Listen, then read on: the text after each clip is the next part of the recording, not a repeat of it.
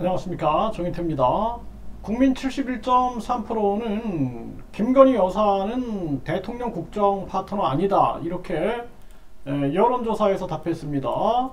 네, 여론조사 끝에서 김건희 여사 윤 대통령 국정 파트너 24.4%가 파트너다, 이렇게 얘기를 한 거죠. 네, 그런데 국정 파트너 아니다 71.3%가 나왔습니다.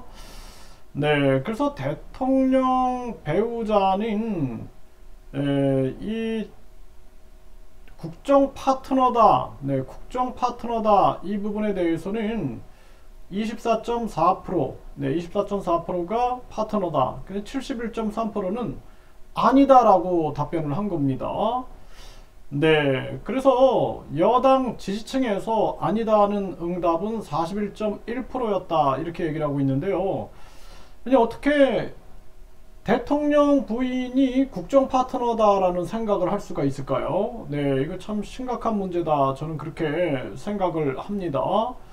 그래서 이 자세한 내용은 중앙선거 여론조사 심의위원회 홈페이지를 참조하면 되는데, 지금 김건희 여사가 국정 파트너, 네, 광폭 행보를 한다, 일주일 7건 일정을 소화했다, 이렇게 지금 나오고 있어요. 세계일보에서도 국정 파트너 이렇게 얘기를 하고 있는데, 그런데 대통령실 관계자가 했다, 이 세계일보에서 이렇게 얘기를 하고 있어요. 윤 대통령도 김 여사에게 국정 파트너로서의 역할을 적극 당부한 것으로 알려졌다. 네, 이거 진짜 확인해 봐야 될 문제다, 저는 그렇게 생각을 하고요. 대통령실 관계자는 윤 대통령이 일정이나 회의 때문에 다 챙기지 못하는 일정은 김 여사가 대신 자리하고 있다. 네, 윤 대통령도 그렇게 해달라고 요청하시기도 했다, 이렇게 얘기를 했다 그래요. 국정 파트너로서의 역할, 선출된 권력이 뭐 국무총리라든지 또는 뭐 예를 들어서 그러니까 임명된 권력이죠, 국무총리, 또는 뭐 여성부 장관이나 보건복지부 장관이나 그 관여된 장관들이 있잖아요. 그분들이 역할을 하면 되는 건데, 김건희 여사는 선출된 권력이 아닙니다. 이렇게 따지면은 이거 굉장히 위험해질 수 있어요.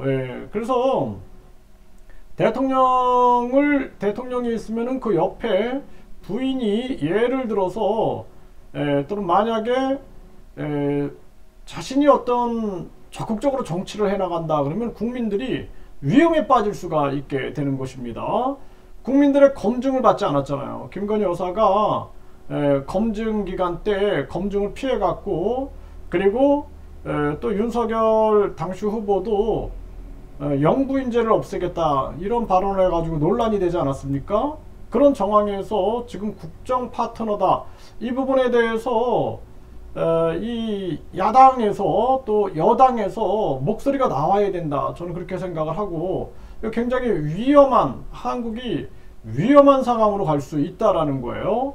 그래서 이러한 부분들이 굉장히 아마추어적이고 불안한 그러한 정치 상황을 보여주고 있다라는 것입니다. 여기에 대해서 여당에서는 무조건 감싸려고 하고 이것이 옳다, 이런 식으로 밀고 나간다면 국민들에게 이거는 질타를 받을 수밖에 없는 거고, 야당도 이 부분에 대해서 철저하게 검증하고 대처를 해나가지 않으면 안 된다, 저는 그렇게 보고 있습니다.